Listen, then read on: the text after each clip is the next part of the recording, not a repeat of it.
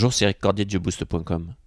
Je crois que c'est la question la plus vieille de l'humanité, aussi vieille que la croyance en des dieux, plus vieille encore que l'apparition des religions.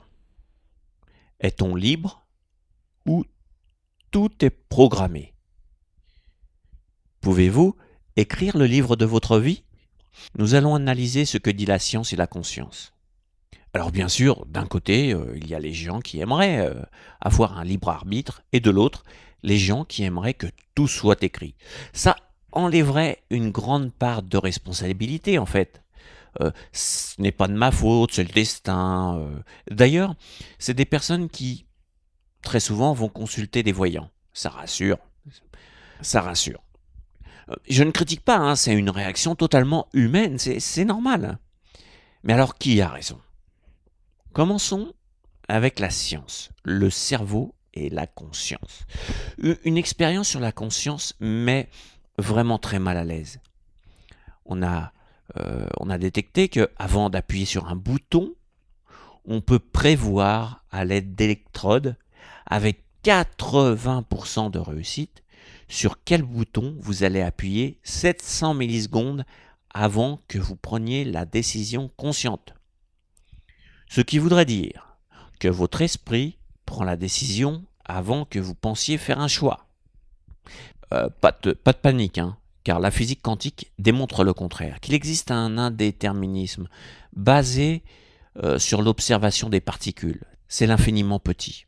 On devine par des probabilités où elle se trouve, cette particule.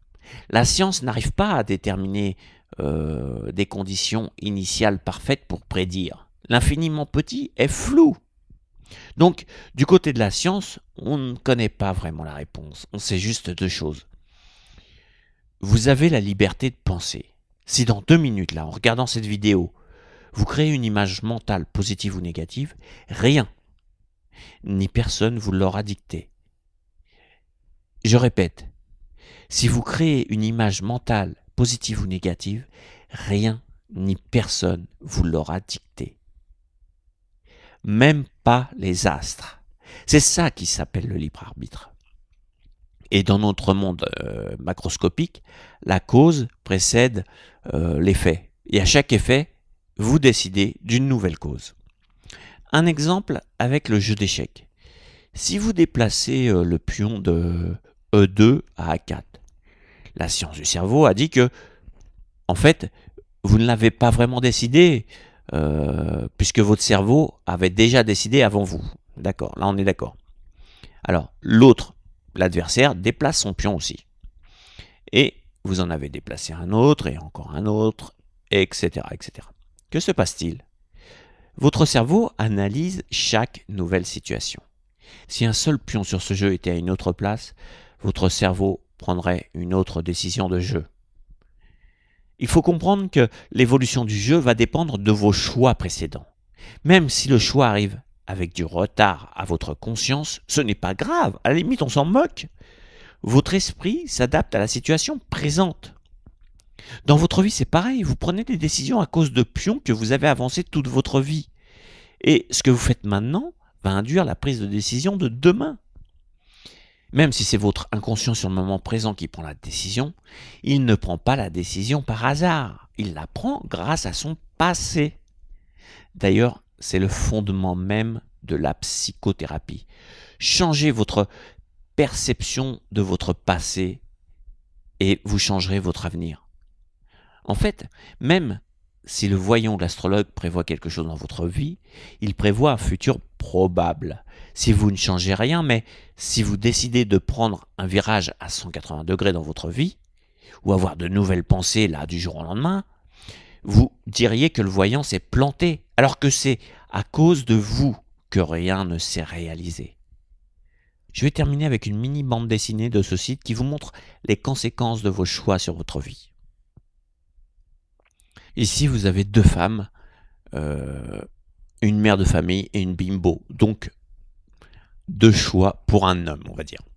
À droite, nous avons le père de famille qui remarque la blonde. Et là, comme vous le voyez à gauche, il craque sur cette nouvelle femme. soi-disant plus belle. Ça y est, il a fait son choix. Il s'en va parce qu'il estime, que l'autre est plus belle, et donc il fait ses valises. Et à droite, ils se marièrent et ils eurent beaucoup, beaucoup d'enfants. Voilà.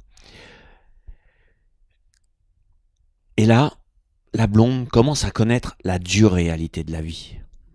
Elle est complètement dépassée par les événements, comme vous le voyez.